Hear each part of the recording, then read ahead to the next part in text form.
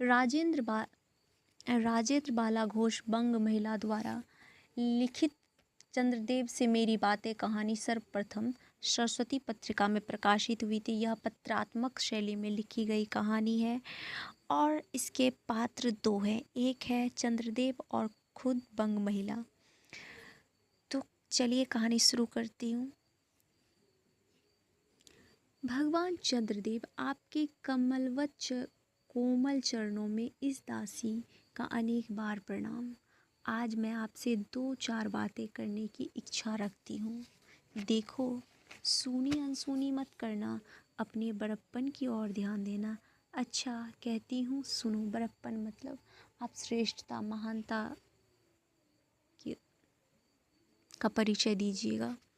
मैं सुनती हूँ आप इस आकाश मंडल में चीरकाल का मतलब आप बहुत समय से वास करते हैं। क्या यह बात सत्य है? यदि सत्य है तो मैं अनुमान करती हूँ कि इस सृष्टि के साथ अवश्य आपकी भी सृष्टि हुई होगी। कहने का मतलब इस संसार के स्थापना के साथ साथ आपका भी स्थापना रचना हुई होगी। तब तो आप ढेर दिन के पुराने हैं, मतलब आप बहुत पुराने बूढ़े कहे जा सकते हैं। यह क्यों? क्या आपका डिपार्टमेंट में ट्रांसफ़र बदली होने का नियम नहीं है? क्या आपकी गवर्नमेंट पेंशन भी नहीं देती है? बड़े खेद की बात है। यदि आप हमारी न्यायशीलता गवर्नमेंट के किसी विभाग में सर्विस नौकरी करते होते तब आपकी बहुत कुछ पदोन्नति हो गई होती और ऐसी पोस्ट पर रहकर भारत के कितने ही सुरमय नगर, मतलब सुंदर से नगर, पर्वत, जंगल, झाड़ियों में भ्रमण करते। अंत में इस वृद्ध अवस्था में पेंशन प्राप्त कर काशी ऐसे पुनीत और शांति धाम में बैठकर हरि नाम स्मरण मतलब याद करके अपना परलोक बनाते, दूसरे लोग को बनाते। यह हमारी बड़ी भारी भूल हुई। भगवान चंद्रदेव, क्षमा कीजिए। आप तो अमर हैं, आपको मृत्यु कहाँ? तब परलोक बनाना कैसा? ओहो, देवता भी अपनी जाति के कैसे पक्षपाती होते हैं। देखो ना, चंद्रदेव को अमृत देकर उन्हें अमर कर दिया। तब यदि मनुष्य होकर हमारे अंग्रेज अपने जातियों वालों का पक्षपात करें तो आश्चर्य ही क्या। कह रहे कि चंद्रदेव को जो अमृत दिया गया है, देवता जो है दैत्य और दानव और ईश्वर में जो मतभेद करते हैं, उस तरह से अगर अंग्रेज मतभेद कर रहा है मनुष्यों के तो कोई आश्चर्य की बात नहीं है। अच्छा, यदि आपको अंग्रेज जाति की सेवा करना स्वीकार हो तो एक एप्लीकेशन, निवेदन पत्र हमारे आधुनिक भारत प्रभु लॉर्ड कर्जन के पास भेज देवे। आशा है कि आपको आदर पूर्वक अवश्य आह्वान करेंगे, मतलब आपको आदर से पुकारा जाएगा, क्योंकि आप अधम भारतवासियों के भांति कृष्णांग तो है ही नहीं।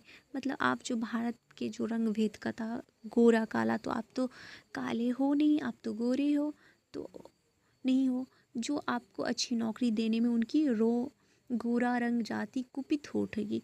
कहने का तात्पर्य ये हुआ कि आप तो गोरे हो और जहाँ भारतीय को उसके काले सांवले होने के कारण अच्छी नौकरी नहीं दी जाती थी, तो यही कह रहे हैं। और फिर आप तो एक सुयोग्य, कार्य दक्ष, परिश्रमी, बहुदर्शी, कार्य कुशल और सरल स्वभाव महात्मा है।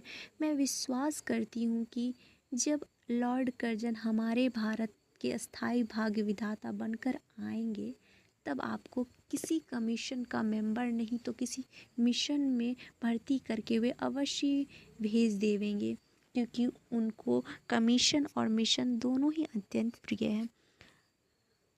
आपके चंद्रलोक में जो रीति और नीति सृष्टि के आदि काल में प्रचलित थे, कहने का मतलब चंद्रलोक का जो भी रूल है, नियम है, वो जो सृष्टि जब शुरुआत हुई थी तभी से जो चली आ रही है वो अब तक चली आ रही है, काल में प्रचलित थे वे सब अभी भी है। पर यहाँ तो इतना परिवर्तन हो गया और ये भारत की बात किया जा रहा है कि यहाँ पे जो भी रीति नीति है सब कुछ बदल गया है। भूत और वर्तमान आकाश पाताल का सा अंतर हो गया। पहले जैसा था और वर्तमान बहुत आकाश पाताल का अंतर आ गया है उसमें। मैं अनुमान करती हूँ कि आपके नेत्रों की ज्योति भी कुछ अवश्य मंद पर गई होगी। ये चंद्रदेव से कहती है लेखिका। क्योंकि आधुनिक भारत संतान लड़कपन से ही चश्मा धारण करने लगी है।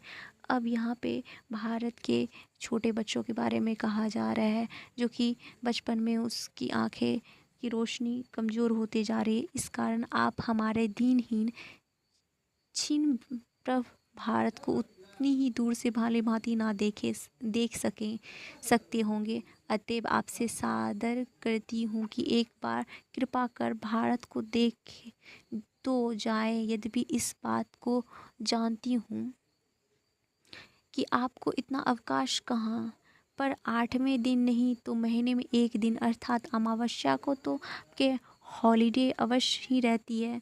यदि आप उस दिन चाहे तो भारत भ्रमण कर जा सकते हैं।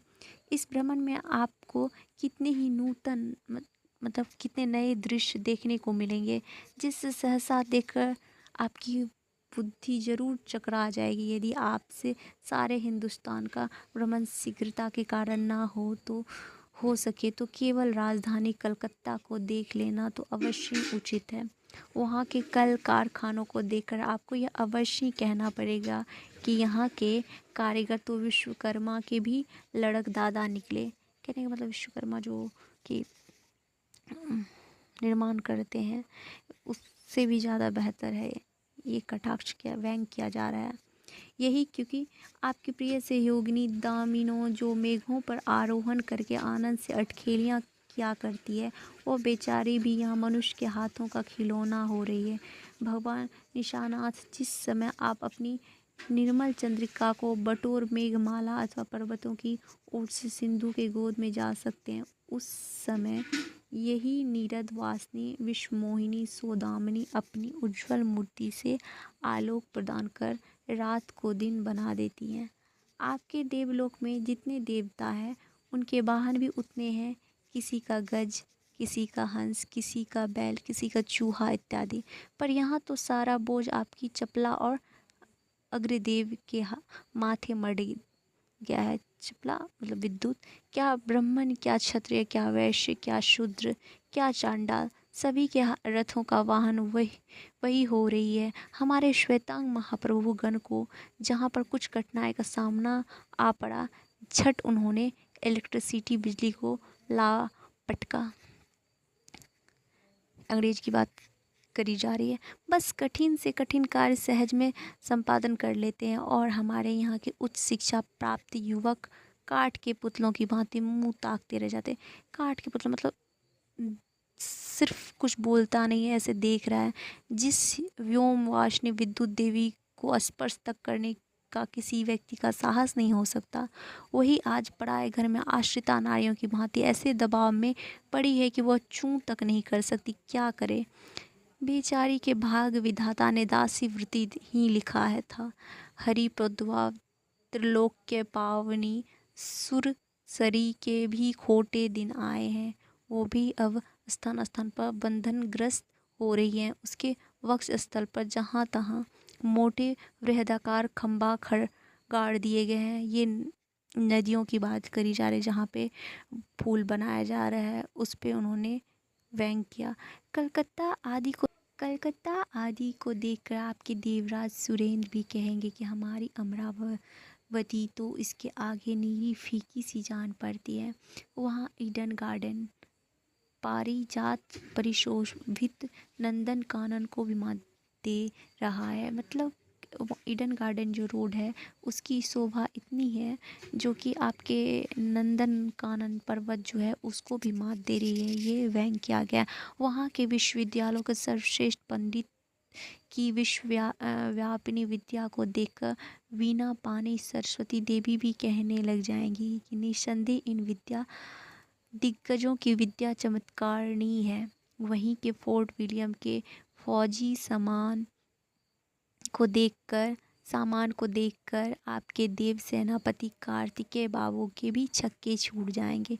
क्योंकि देव सेनापति महाशय देखने में एक खास बंगाली बाबू से जचते हैं और उनका वाहन भी एक सुंदर मयूर है। बस इससे उनके वीरत्व का भी परिचय खूब मिला है।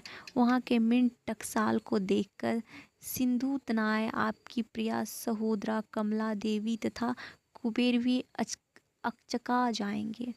भगवान चंद्रदेव इन्हीं सब विस्मयोत्पादक अपूर्व दृश्यों का अवलोकन करने हेतु आपको सादर आमंत्रित तथा सविनय आहूत करती हूँ। ये जो नए निर्माण हुआ, मतलब जो कुछ लाया गया अंग्रेज़ों के द्वारा, उसको देखने के लिए वो चंद्रदेव को बुलाना चाहती है।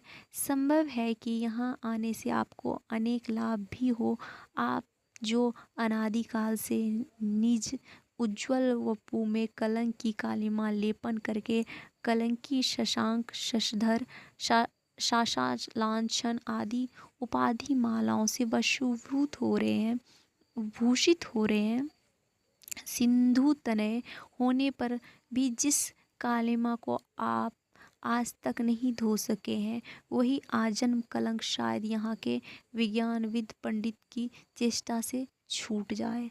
जब बम्बई में स्वर्गीय महारानी विक्टोरिया देवी की प्रतिमूर्ति से काला दाग छुड़ाने में प्रोफेसर गज्जर महाशय फलीभूत हुए हैं, तब क्या आपके मुख की कालिमा छुड़ाने में वे फलीभूत ना होंगे?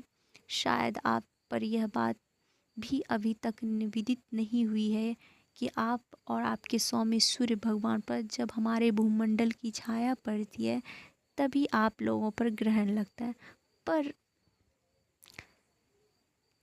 आपका तो अब तक वही पुराना विश्वास बना हुआ है कि जब कुटिल ग्रह राहु आपको निकल जाता है तभी ग्रहण होता है। पर ऐसा यथोथा विश्वास करना आप लोगों की भारी भूल है। विश्वास करना काफ़ी भारी भूल है। मतलब कह रहे कि आप राहु आपको ग्रह लेता है, तो ये आपकी भूल है।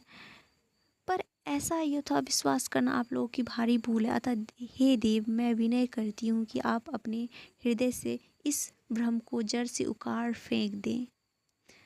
अब भारत में ना तो आपके और ना आपके स्वामी भुवन भास्कर सूर्य महाशय की ही वंशधरों का साम्राज्य है, और ना अब भारत की वह शस्य श्यामला स्वर्ण प्रसूता मूर्ति ही है।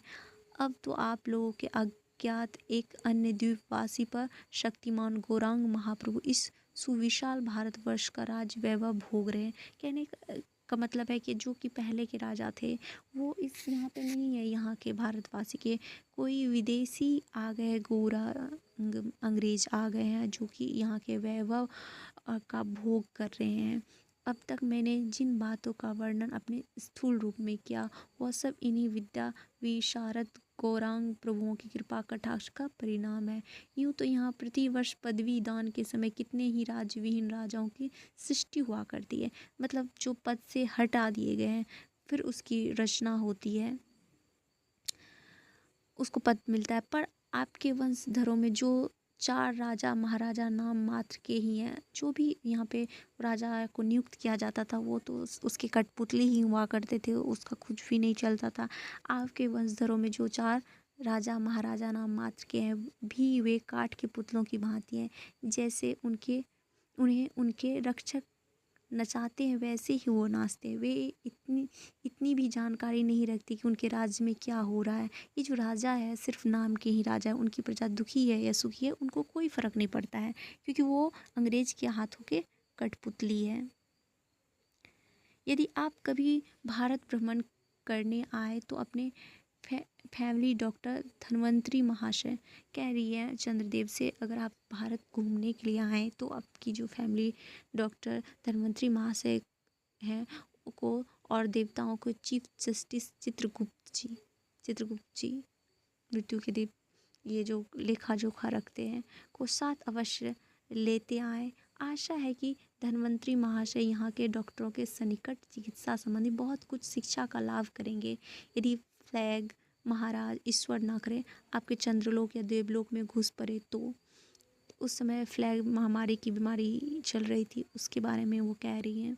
वहाँ से उनको निकालना कुछ सहज बात ना होगी, कह रहे कि अगर यहाँ पे जो फ्लैग बीमारी है जिसका कोई ये नहीं, कुछ भी नहीं किया जाता है, वैसे ही अगर आपके चंद्रलोक में आ जाए तो आप उनको लेते आइएगा, नहीं तो आपको भी दिक्कत होगी।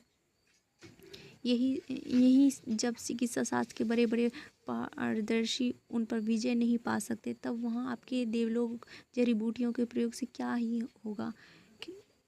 यहाँ के इंडियन पीनल कोड की धाराओं को देखकर चित्रगुप्त जी महाराज अपने यहाँ की दंड विधि कानून को बहुत कुछ सुधार सकते हैं। यदि बोझ ना हो तो यहाँ से वे 2-4 टाइपराइटर भी खरीद ले जाएं। कह रहे हैं क्या, जो चित्रगुप्त जो लेखा जोखा रखते हैं, हिसाब रखते हैं, तो यहाँ पे जो टाइपराइटर है उसको ले जाकर वहाँ पे लेखा जोखा रख सकते हैं। जब फ्लैग महाराज के अपार अनुग्रह से उनके ऑफिस में कार्य की अधिकता होवे, मतलब जब फ्लैग की बीमारी से लोग मरे तो तब उससे उनकी राइटर्स, बिल्डिंग के राइटर्स के काम में बहुत ही सुविधा और सहायता पहुंची। वे लोग 2 दिन का काम 2 घंटे में कर डालेंगे। अच्छा, अब मैं आपसे विदा होती हूँ। कह रही हैं इतना कुछ बताने के बाद विदा होती हूँ। मैंने तो आपसे इतनी बातें कही, पर खेद है आपने उनके अनुकूल या प्रतिकूल एक बात का भी उत्तर नहीं दिया। वो चंद्रदेव से कहती हैं, परंतु आपके इस मौनावलंबन को मैं स्वीकार का सूचक समझती हूँ। मतलब मैंने जो कहा उसे आप मानते हैं। अच्छा, तो मेरी प्रार्थना को कबूल करके एक दफ़ा यहाँ आएंगे ज़रूर। तो ये कहानी यहीं पे समाप्त हो जाती है। तो उस समय जो माहौल था देश का, जो शोषणकारी थी नीति, वो उस पे कटाक्ष किया गया। फ्लैग बीमारी जो चल रही थी उस पे जो राजाओं जो थे वो अंग्रेज़ों के इशारों पे नाचते थे। ये सब इस कहानी के माध्यम से बताया गया बंग महिला द्वारा। जैसे गंगा नदी पे जो पुल बनाया गया, ईडन गार्डन जो रोड बनाया गया, इन सब के बारे में उन्होंने बताया और व्यंग्य किया। अगर आपको ये कहानी अच्छा लगे तो धन्यवाद। नेक्स्ट वीडियो में मैं इसके बारे में बताऊंगी क्या जो इस कहानी के उद्देश्य क्या है, किस लेखक ने क्या क्या कहा है, और MCQ भी मिलेगा। धन्यवाद। मेरे चैनल को लाइक करें, शेयर करें, सब्सक्राइब करें।